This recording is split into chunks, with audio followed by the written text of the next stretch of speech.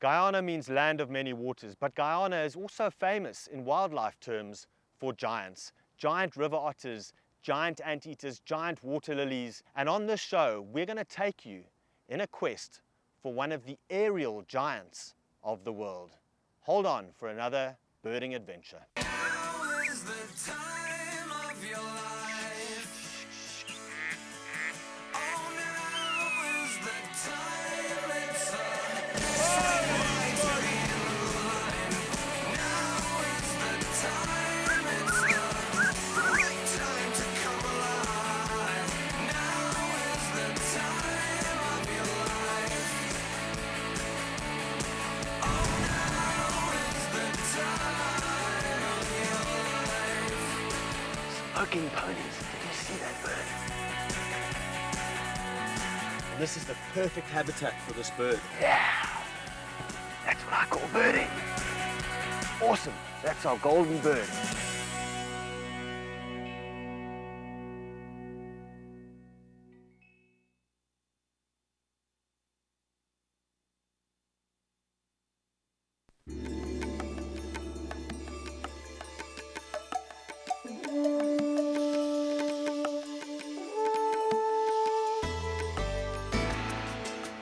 We're paddling up a small tributary towards an oxbow lake.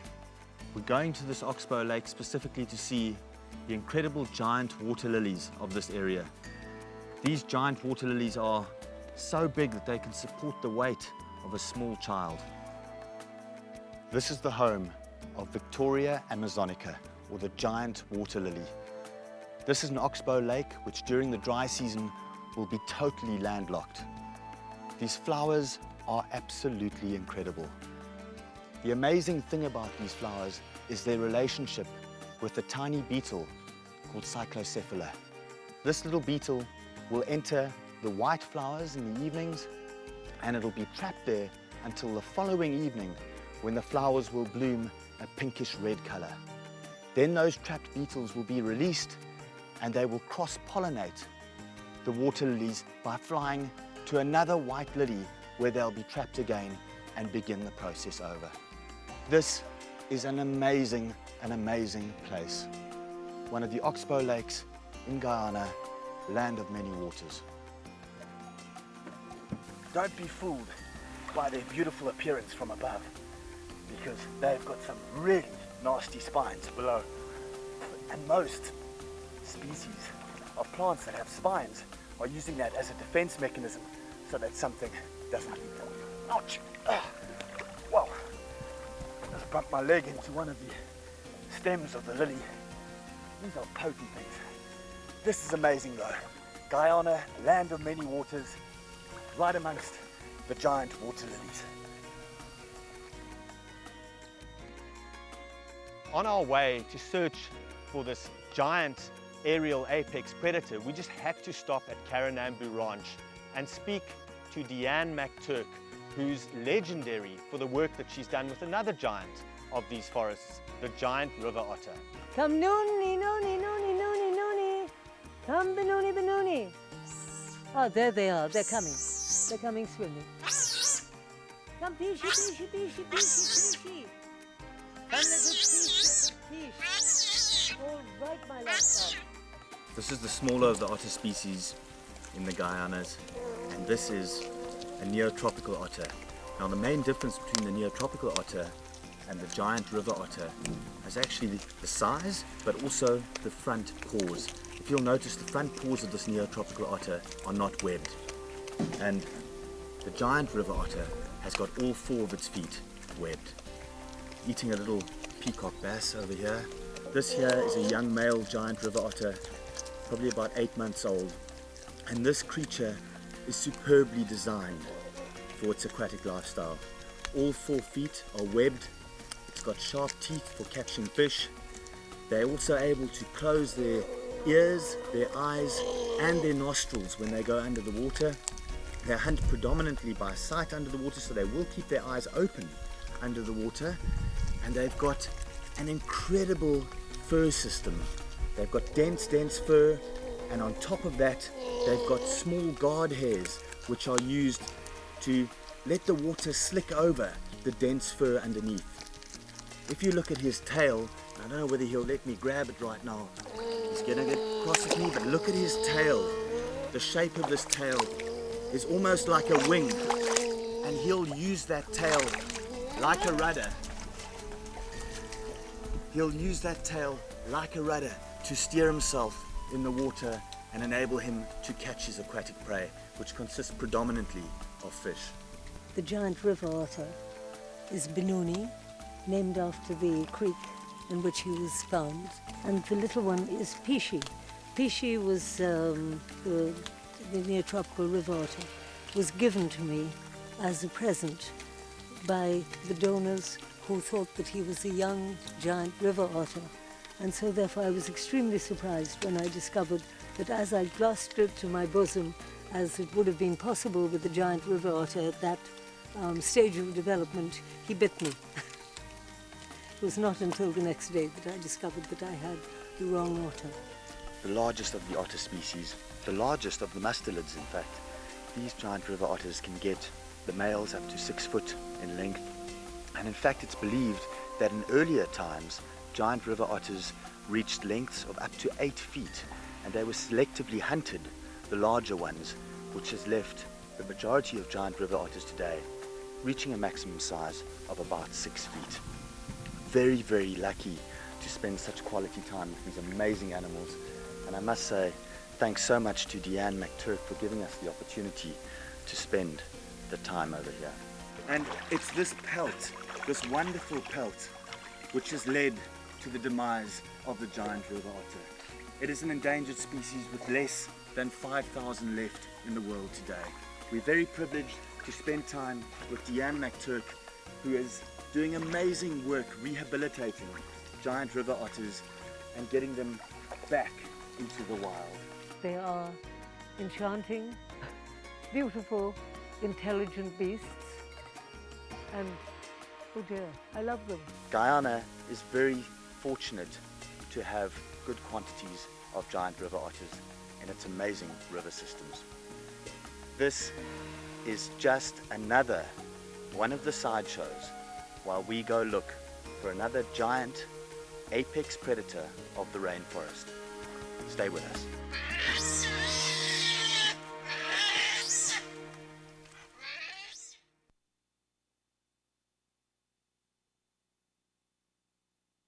Guyana is home to an incredible diversity of raptors. Over 50 different species of birds of prey or raptors are found in Guyana. That is absolutely incredible when you compare it to the 30-odd species which are found in North America. On our journeys through the country, we came across such diversity of raptors: hawks, eagles, goshawks, falcons, caracaras. It was a great experience seeing all these beautiful birds of prey in a country which is so diverse. One of the best represented families of raptors in Guyana are the caracaras. We've seen yellow-headed caracaras in the savanna areas. We've seen red-throated caracaras in the forest areas. What we've got right here is a black caracara perched in the open. One of the best ways of seeing this bird is driving along some of the tracks through primary rainforest and spotting it in some of the secondary growth on bare branches. We saw a great diversity of hawks on the trip. Along the rivers, we saw black-collared hawks. We also came across white-tailed hawks. We came across grey hawks in the forest. We came across a wide variety of goshawks and falcons as well.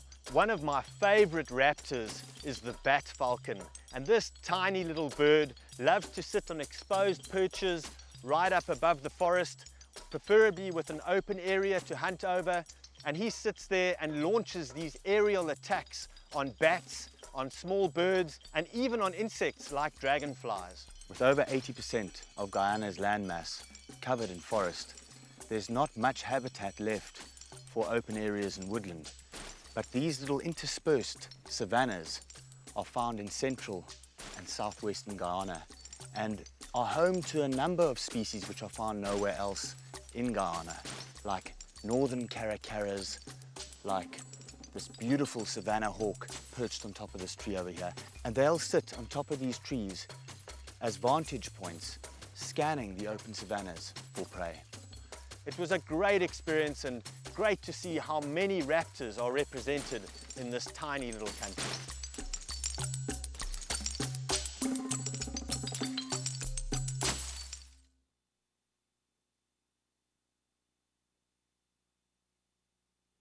We've arrived at Sarama Eco Lodge. This is a spectacular destination surrounded 360 degrees by primary rainforest, and this is the site from where we're going to head out and try find the magnificent apex predator of this area.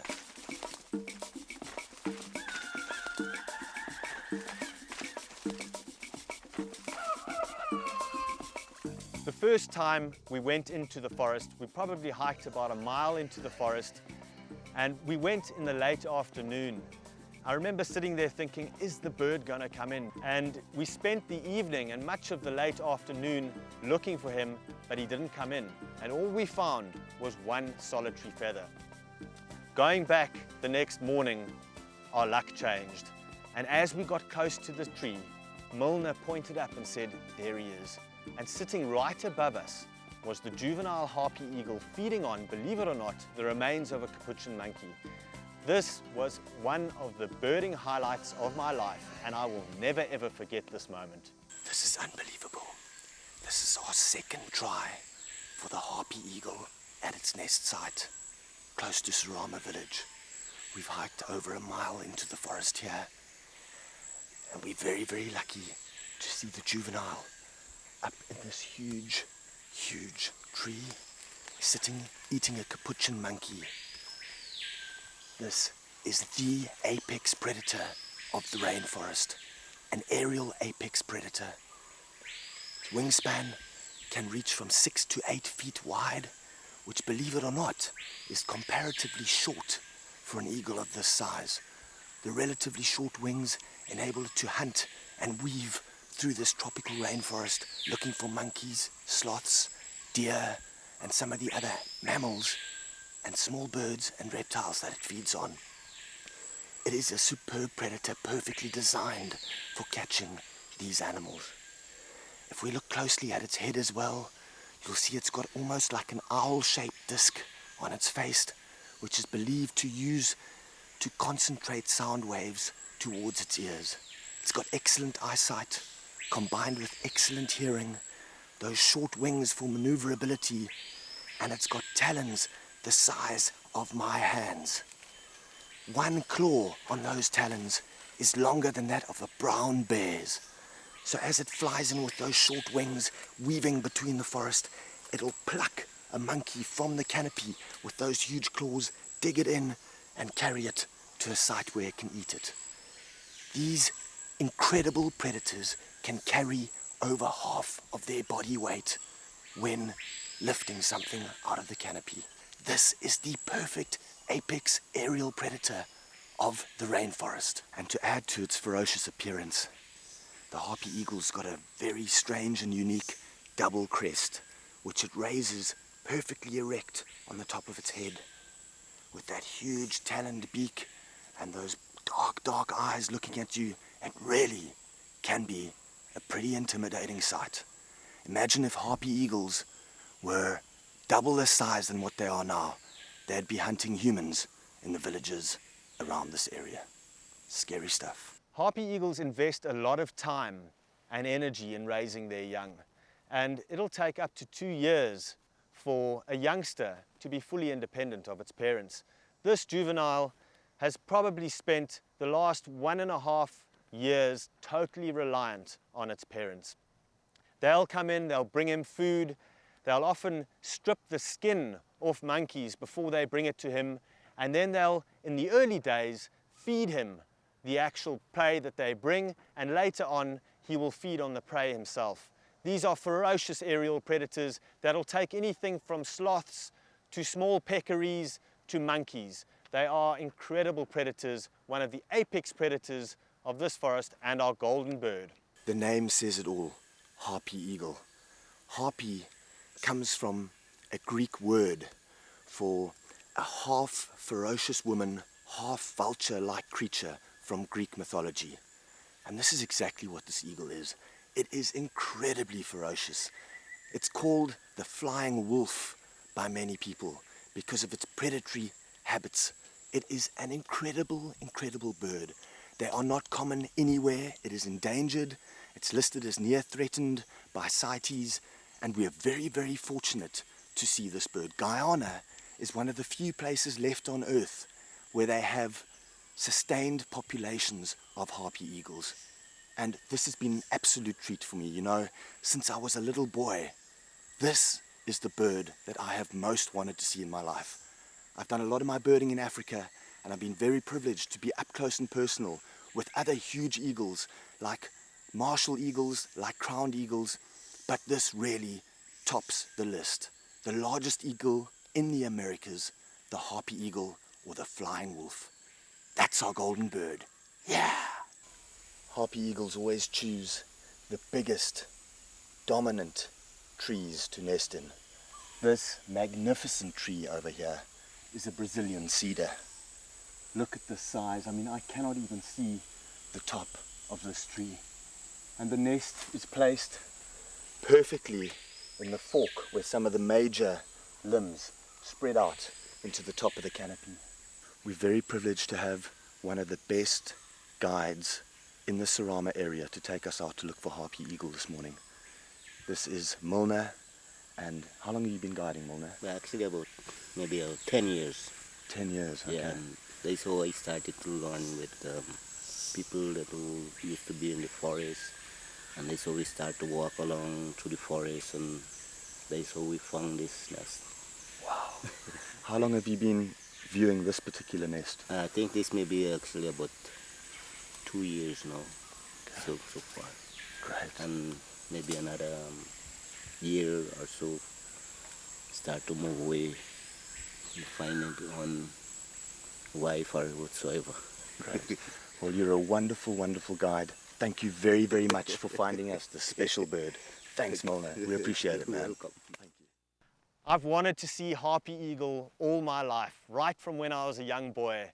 And this experience in Guyana just blew me away. So this is Sydney, and Sydney is the captain of the Sarama village, and has lived here all of his life. He came here as a little boy when the village started in 1972. But these beautiful Brazilian cedars are so important that they are protected. Sydney, can you tell us a little bit about the protection of these trees in this area?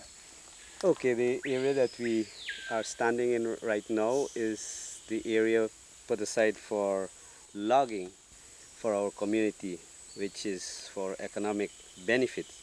However, this area is protected because of the harpy eagle living in this tree, the matamba or Brazilian cedar tree. And this area is where we have a transect right across, and that is how we discovered this tree in 2007 November. That's when we spotted the harpy eagle, and now it's so many months old and it's almost ready to fly, but we still probably have another month or so. Right. Well, thank you so much for your hospitality and for showing us this wonderful, wonderful bird. Thank you. I'm so happy that you have been able to see it, because this is one way of looking at our economic means of survival too. So boarding, instead of trapping them, we could come show visitors time and time again. So that is why we have people like Milner, who is a board specialist in his own right. We have Everton, who is a youth coming up and is following the same trend of understanding the natural resources and how we could manage it. Wonderful. So thank you for coming, and I am quite certain we would be promoted and more friends would come to visit this area, what we call paradise. Seeing all these amazing animals, spending great time with the people and meeting legendary people like Deanne McTurk, and visiting some of the amazing cultures out here just really blew me away. Going to Kaitoa Falls, flying over the jungle, spending time on the rivers in this beautiful country called Land of Many Waters was an experience I will never forget. South America at its best, Guyana.